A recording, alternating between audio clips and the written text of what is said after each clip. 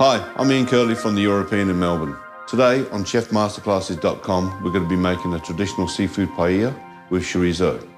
When we're making a paella rice, we use a traditional Spanish rice called bomba rice. If you can't find a bomba rice, which is clearly labelled, there's a calaspera, but try and use traditional Spanish rice for this as opposed to a borio, which is more for risotto. Obviously got the rice, and if you follow the recipe, you'll see that, how to make that together. We've got traditional Spanish peppers, chorizo sausage, we've got some peas, or in your recipe you'll see you've got broad beans, but use peas if you haven't got any good broad beans. We've got a little bit of lemon zest, which has been blanched just at the end of it, give it a bit of a bite. We've got some mercan. This is like a saffron substitute. This is the dried filaments of capsicum, which you'll see on the recipe it's there. You don't have to use it, but you can use a bit more red capsicum like we have done here. This is called a sofrito, which is slowly cooked capsicum, a little bit of tomato, a little bit of saffron in there, and some fennel. And it's a beautiful slow stew, and this imparts a great flavour. And you've also got chili, garlic, and of course the star ingredient, other than the rice, will be the seafood. So here we've got prawns, kingfish, mussels. I'm cutting the prawn in half, so we're going to just put this on top. And that's another good way of putting out as to how many portions there are. You'll see that I've got 3 beautiful prawns here. So this will probably do about between 6 and 8 people. So we do it like that. We just take out any of the discoloured bits, like so, which is the intestinal tract. Once the prawn's been cut, we just pop it into a nice hot non-stick pan and crisp up the prawn, and it acts as like a portioning, if you like, on top. We put it into around the outside of the paella so that people can get a piece of prawn with their rice along with the seafood. And with the paella pan, now, the great thing about these pans is they're very thick underneath, so they're 3-ply.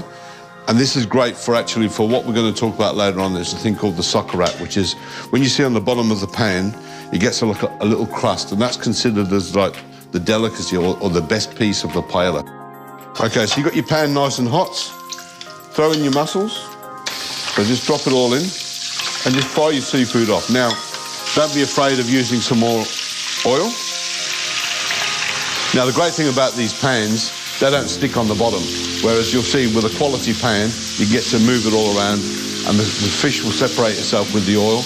And that's what you want, really, because you want to add the rice to this afterwards that we cooked. And it's just fantastic. You don't have to worry too much about it catching on the bottom and burning. Let that cook off for a couple of minutes until all the mussels will start to open, like so, you'll see.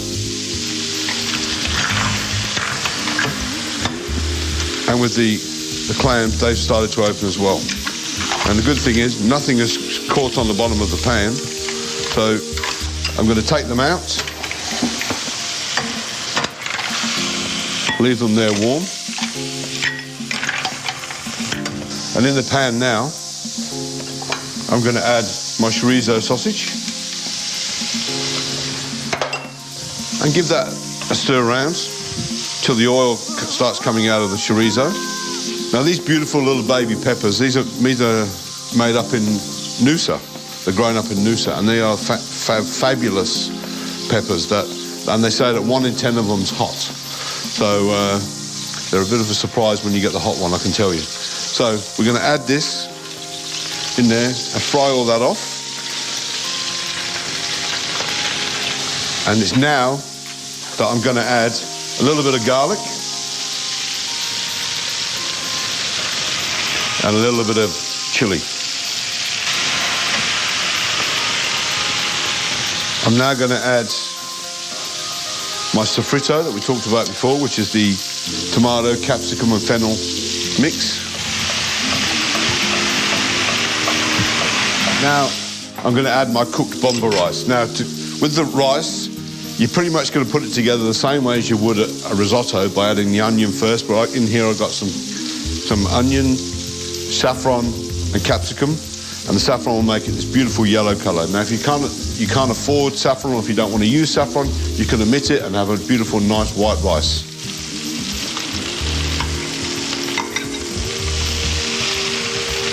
Now you'll notice that I haven't mixed everything through just yet because I'm going to add myself some vegetable stock, which will help bring the rice back up to a heated temperature, and then I'm going to add my seafood at the end. So as I add the vegetable stock, you'll see I add this cold, so I just pour it in. I now mix the stock through with the rice and everything else gets combined. Now you can see that the moisture is going to be absorbed by the rice, and that's why we use bomba rice, so it takes so much more. As in, it's different to a risotto rice where it absorbs only twice as much. This will take up to 3 or 4 times as much because they're nice big fat grains of rice. So let's cook this for about 5 or 6 minutes, or maybe even 10 minutes depending on how high your gas is. I like to turn it down now so it just ticks along nicely. And what will happen on the bottom of the pan, you'll get a little crust, and that's what's known as the sauerkraut. Now it's not burnt, but it's that crispy rice texture that you get, and that's the prize piece of the paella. To finish the dish, when that sauerkraut started, I'm going to put a pan on, a non-stick pan on the back there. I'm going to add some calamari through, and I just want to start the cooking process of this because I believe that if you cook the calamari slowly, just like so, it won't go all tough and rubbery. I now add my peas,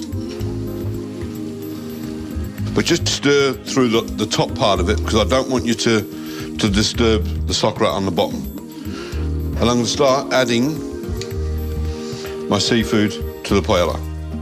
Now you'll see that I'm not pressing down because I actually want the bottom of the pan for that crust to form. And the moisture is still being absorbed by the bomba rice.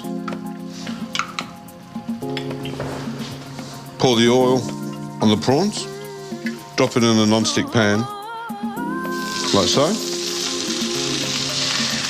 A little bit more oil. And then I turn over the prawns when you get a nice colour on them. I've got some blanched lemon zest, because I want that beautiful lemon flavour. Toss them around like that. And to finish the paella, I'll very gently stir it all in so that everything's mixed through nicely. And with the prawns, I'm going to pop them on top when they're cooked.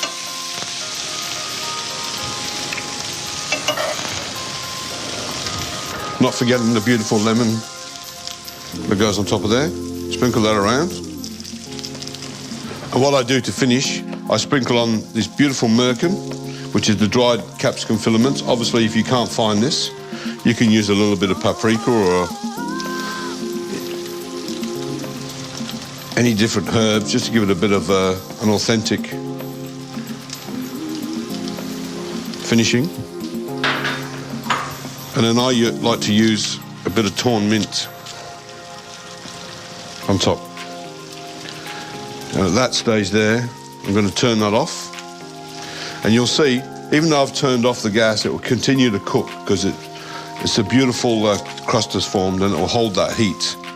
And this is the smoked roe of mullet, which is actually made in Queensland, and very fantastic and beautiful with any sort of pasta dish or anything fish related. We use this a lot at the European, but I love to finish the dishes with this. It gets that really beautiful smoky texture and flavour all the way through it as well. Now you'll be able to find this bataka wherever you find your good rices and from your really good delis or your supermarkets. And to finish, take it off the stove, obviously, leave it there, and we've got a traditional seafood paella with chorizo sausages, nice and spicy, all the flavours are there, and when we dish it up, you'll see that the sauerkraut's still intact on the bottom.